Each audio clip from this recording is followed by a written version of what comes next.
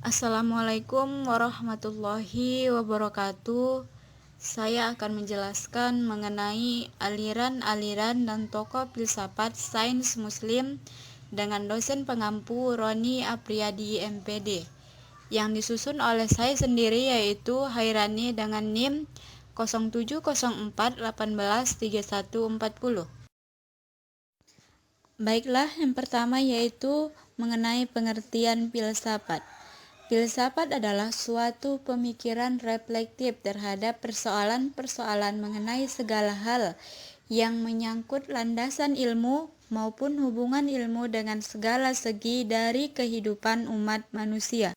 Istilah filsafat muncul dan mulai berkembang saat banyaknya terjadi penerjemahan literatur Yunani ke bahasa Arab yang dimulai sejak abad ke-8 Masehi saat kepemimpinan Bani Abbasiyah.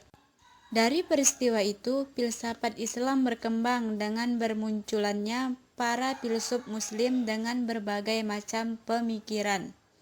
Hal tersebut disebabkan karena filsafat Islam memberi pengaruh pada ilmu kalam. Aliran dalam filsafat Islam dibagi menjadi 3, yaitu yang pertama aliran peripatetik atau hikmah masyaiyah.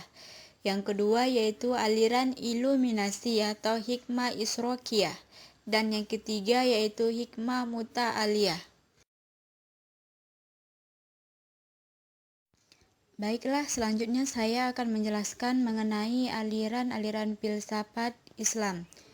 Yang pertama yaitu aliran peripatetik atau hikmah masyaiyah. Aliran peripatetik adalah aliran yang memperbincangkan epistemologi dalam memahami sumber daripada kebenaran pengetahuan manusia dengan banyak mendapatkan pengaruh dari pemikiran Aristoteles dan Neoplatonis. Metode yang dilakukan aliran ini untuk menetapkan kebenaran adalah melalui metode burhani, yaitu suatu penarikan kesimpulan dengan menunjukkan hubungan antara premis mayor dengan premis minor sehingga menghasilkan konklusi yang logis dan rasional. Nama peripatetik berasal dari istilah Yunani yaitu peripatatos yang berarti berjalan berbolak-balik. Lalu aliran iluminasi atau hikmah isrokiyah. Filsafat isrokiyah adalah filsafat yang identik dengan istilah filsafat cahaya, karena beranggapan bahwa wujud memiliki hakikat-hakikat yang dalam peripatetik dipahami sebagai intelek. Tetapi bagi aliran isrokiyah hal tersebut diidentik dengan cahaya, karena beranggapan bahwa sumber dari segala sesuatu adalah cahaya atau nur al-anwar yang merupakan cahaya absolut dan tidak terbatas oleh semua sinar yang memancar. Nur al-anwar ditempatkan sebagai sumber dari pengetahuan dan aliran isrokiyah telah memberikan tempat untuk pengalaman spiritual ke dalam dunia ilmiah. Selanjutnya yaitu aliran hikmah atau muta'aliyah. Aliran hikmah atau muta'aliyah dikenal dari pemikiran Mula Sadra. Mula Sadra adalah seorang pemikir Islam yang berasal dari Syiraz. Sadra dalam dunia keilmuan membagi ilmu menjadi 2 bagian, yaitu ilmu yang diperoleh dari latihan dan belajar atau yang disebut dengan husuli, dan ilmu yang diperoleh melalui pemberian langsung dari Tuhan atau hudhuri.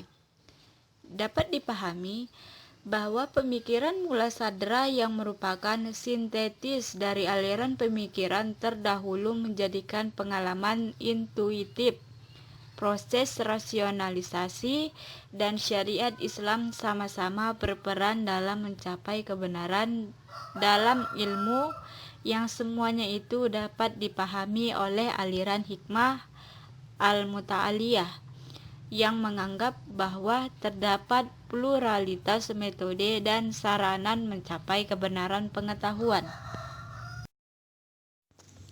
Selanjutnya saya akan menjelaskan mengenai tokoh filsafat sains Muslim. Yang pertama yaitu Al-Kindi. Al-Kindi adalah tokoh yang telah mengawali pemikiran dalam aliran peripatetik. Al-Kindi dikatakan sebagai filsuf pertama dalam tradisi pemikiran Islam, karena dirinya telah berhasil memadukan antara agama dengan filsafat dan wahyu dengan akal. Al-Kindi dalam hubungannya dengan ilmu membagi ilmu menjadi 3 bagian, yaitu ilmu fisika berkaitan dengan berbagai hal yang ditangkap oleh panca indera, dan ilmu matematika yang terdiri atas ilmu hitung, astronomi, teknik, dan musik, dan ilmu ketuhanan yang memiliki tingkat paling tinggi dan tidak berkaitan dengan benda. Al-Kindi ini berasal dari kalangan bangsawan, yaitu dari Irak. Ia berasal dari suku Kindah, hidup di Basra dan meninggal di Baghdad pada tahun 873. Al-Kindi merupakan seorang tokoh besar dari bangsa Arab yang menjadi pengikut Aristoteles, yang telah mempengaruhi konsep Al-Kindi dalam berbagai doktrin dalam bidang sains dan psikologi. Baiklah, saya akan menjelaskan mengenai tokoh kedua yaitu Al-Farabi. Al-Farabi dikatakan berketurunan Turki dan ayahnya berketurunan Persia dan ibunya berketurunan Turki. Al-Farabi dikenal sebagai filosof Islam terbesar yang memiliki keahlian dalam banyak bidang keilmuan dan memandang filsafat secara utuh dan menyeluruh, sehingga filosof yang datang sesudah seperti Ibnu Sina dan Ibnu Rushd banyak mengambil dan mengupas sistem filsafatnya.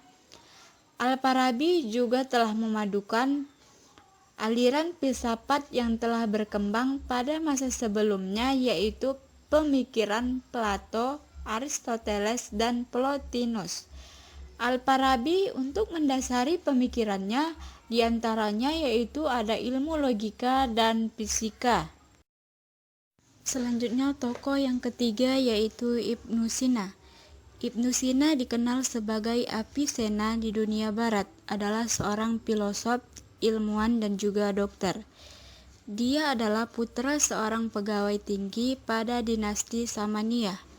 Ibnu Sina mempunyai kecerdasan yang luar biasa, sehingga ia mampu menghafal Al-Quran sejak usia kurang dari 10 tahun.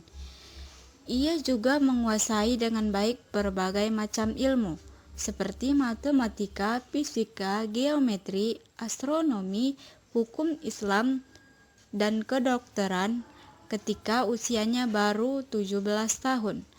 Ibnu Sina beranggapan bahwa semua ilmu pengetahuan tidaklah sulit dipelajari kecuali bidang metafisika. Ibnu Sina berpendapat bahwa puncak kebahagiaan itu tidak tercapai kecuali hubungan manusia dengan Tuhan, karena manusia mendapat sebagian pancaran dari perhubungan tersebut. Pancaran dan sinar tidak langsung keluar dari Allah tetapi melalui akal fa'alal. Dan tokoh yang terakhir adalah Al-Razi. Nama lengkap Al-Razi adalah Abu Bakar Muhammad Ibnu Zakaria Ibnu Yahya. Al-Razi dikenal sebagai Rajes.